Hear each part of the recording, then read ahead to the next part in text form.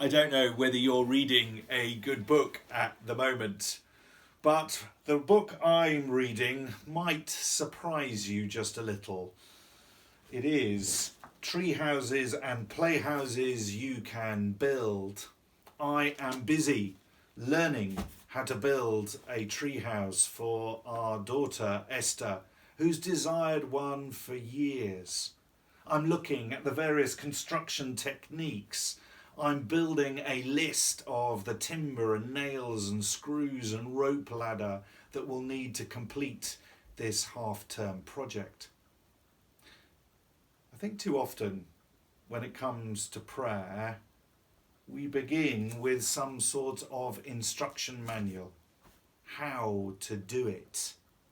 What we need to complete the task. Whether we're going to use something like prayer beads or an icon or candles or the beauty of the natural world around us. Where we're going to sit, what our composure is going to be like. Are we going to rely on our own words in prayer? Or are we going to use the prayers of saints down through the ages? Or the prayer that Jesus taught his disciples when they asked him that same question, teach us how to pray. But before any of that, perhaps we just need to spend a moment thinking about what our motivation is in prayer. What are we aiming to achieve? Well, of course, rather obviously, it's about our relationship with God. It's about how we spend time enlarging our hearts to receive and hear God's call to each of us. But it's not just about an individual relationship, a sort of phone call with God. It's much broader than that.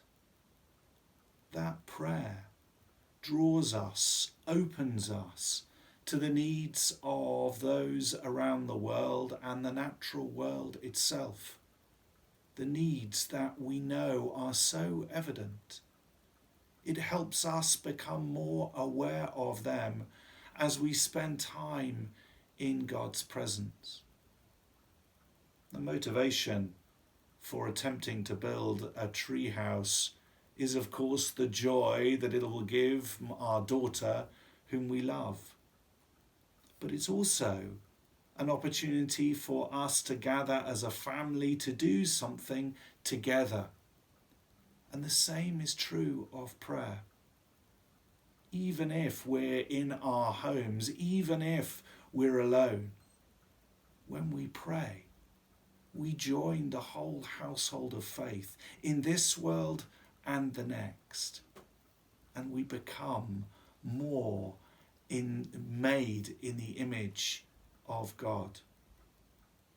So I hope and pray that this Ash Wednesday and this Lent, in this most strange of seasons in our world, will give us new opportunities to find some space to pray, to use whatever resources we need to begin to broaden that relationship with God, who is always seeking us.